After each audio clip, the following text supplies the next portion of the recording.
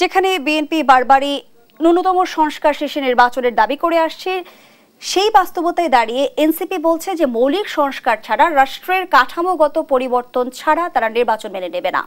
তারা সেই নির্বাচন হলে সেই নির্বাচন অংশগ্রহণ করবে কি করবে না সেটি বিবেচনাধীন। এবং তারা আরো একটি অভিযোগ করেছে যে এই মুহূর্তে প্রশাসন বিএনপির পক্ষে কাজ করছে। কি বলবেন? ধন্যবাদ আপনাকে।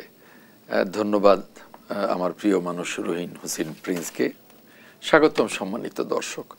দেখুন, আপনি আপনার প্রারম্ভিক বক্তব্যে বা আলোচনায় বলেছেন যে এই বিভাজনের রাজনীতি দেশকে কোন পথে নিয়ে যাবে। আমি মনে করি ফ্যাসিবাদের পতনের পর আমাদের যারা এখন রাজপথে ছিলাম, আমরা সকল রাজনৈতিক দল, এখানে কোনো বিভাজন নেই। এই যে এনসিপি একটা ধারায় কথা বলছে, আমরা আরেকটা ধারায় কথা বলছি, হয়তো রহিন হোসেন প্রিন্স আরেকটা ধারায় কথা বলবে, এটাই গণতন্ত্রের সৌন্দর্য। এখানে কোনো বিভাজন নেই, এটাই গণতন্ত্র। যদি বিভাজন না থাকে জনাব হামিদ আজম খান, তাহলে আমরা ঐক্যমত্যে পৌঁছাতে পারছি না কেন? ঐক্যমত্যে, গণতন্ত্রে ঐক্যমত্যে একেবারে সবসময় একই সময়ে একইভাবে পৌঁছা যায় না। গণতন্ত্রে আলোচনা চলে, সংসদে বিতর্ক চলে, সংসদের বাইরে বিতর্ক চলে, তারপরে সিদ্ধান্ত হয়, আবার বিতর্ক হয়। আপনি জাপানি পার্লামেন্টেও দেখবেন, জাপানের মতো ভদ্র দেশ, যারা ফুটবল খেলায় শুধু পরিষ্কার পরিচ্ছন্নের জন্য, ভদ্রতার জন্য পুরস্কার পায়, সেই দেশের পার্লামেন্টেও মারামারি হয়, সেই দেশের পার্লামেন্টেও মারামারি হয়। কিন্তু আপনি জানেন যে জাপান একটা মানে গণতন্ত্রে প্রাতিষ্ঠানিকতা পেয়েছে এবং তাদের পার্লামেন্টের যে সংস্কৃতি, এটা খুবই উঁচু মানের।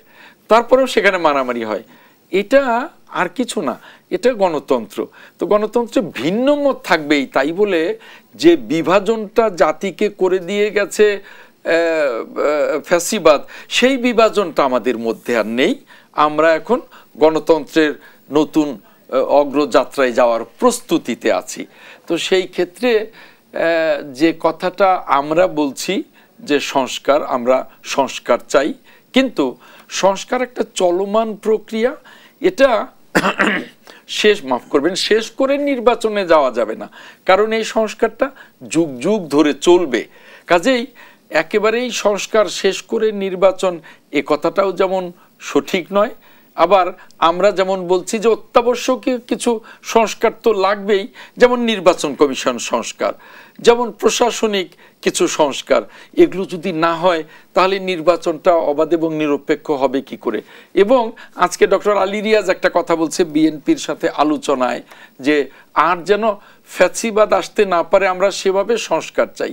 আমাদের প্রতিনিধি দলের যারা নেতা নজরুল ইসলাম খান এবং সালাউদ্দিন আহমেদ, তারাও বলছেন যে আমরা সংস্কার চাই এবং এই আলোচনা চলবে। আমরা অনেক কিছুর সাথে একমত, অনেক কিছু এখনো আলোচনার অপেক্ষায় আছে, আমরা এখনো একমত হতে পারিনি, আলোচনা চলবে, এটাই গণতন্ত্র। এখন এনসিপির যে বক্তব্য, এনসিপি নতুন একটি রাজনৈতিক দল, ব্যক্তিগতভাবে যারা নেতৃত্বে আছে আমার সন্তান সম প্রত্যেকেই বয়সে, তা আমি তাদের একটি কথা বলবো যে তাদের মেধা আছে, অভিজ্ঞতা নেই। মেধা এবং অভিজ্ঞতার সংমিশ্রণ না হলে একটি পরিপূর্ণ রাজনৈতিক দল তো দূরের কথা, একটি পরিপূর্ণ সংসারও চলে না। কাজেই তাদের আরো এই দীর্ঘ পথ পাড়ি দিতে হবে। এখন তারা যে কথাটা বলছে সেই কথাটা সঠিক নয় যে প্রশাসন বিএনপির কথায় চলে।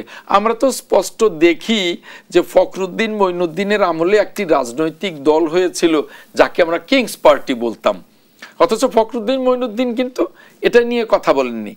বাট এই যে এনসিপি গঠনে কিন্তু বর্তমান সরকারের প্রধান মাননীয় উপদেষ্টা ডক্টর মোহাম্মদ ইউনূস নিজে বলেছেন যে আমি চাই ছেলেরা একটা সরকারি একটা দল গঠন করুক, এবং উপদেষ্টা থেকে পদত্যাগ করেই দলের আহ্বায়ক হয়েছেন। অর্থাৎ ওই ফখরুদ্দিন মঈনুদ্দিনের চেয়েও কিন্তু এই নতুন দলটি কিংস পার্টির মতো, মানে কিংস পার্টি। তারপরেও কিন্তু আমরা তাদেরকে গণতন্ত্রের স্বার্থে স্বাগত জানিয়েছি। তাদের প্রতিষ্ঠাকালীন অনুষ্ঠানে আমাদের প্রতিনিধি গেছে, বক্তব্য রেখেছে, স্বাগত জানিয়েছি।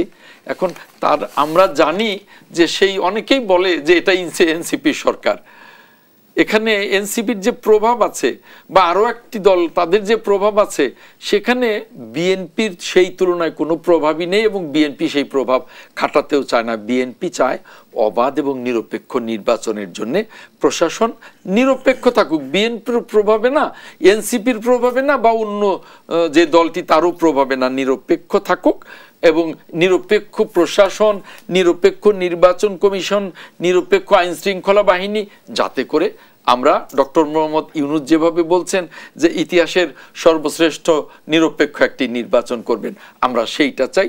আমরা সেই নির্বাচনের অপেক্ষায় আছি, কারণ নির্বাচিত সরকার ছাড়া, নির্বাচিত সংসদ ছাড়া যে বাকি সংস্কারগুলো, সেই সংস্কারগুলো সম্ভব নয় এবং আমরা সেই সংস্কারগুলো চালিয়ে যেতে চাই এবং একটি গণতন্ত্রের অগ্রযাত্রায় গিয়ে দেশটাকে এই সংস্কারগুলো চালিয়ে গিয়ে একটি সমৃদ্ধ বাংলাদেশ গঠনে আমরা ভূমিকা রাখতে চাই।